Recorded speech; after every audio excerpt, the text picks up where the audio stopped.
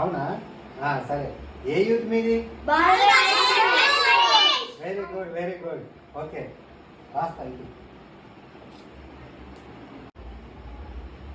Okay నాన్న very good. ఇగో చందా. Uncle మరి గణేష్ చూడడానికి వస్తారా? ఓకే తప్పకుండా వస్తా. అంకుల్ మరి ఇప్పుడు రండి అంకుల్. ఓకే వస్తా.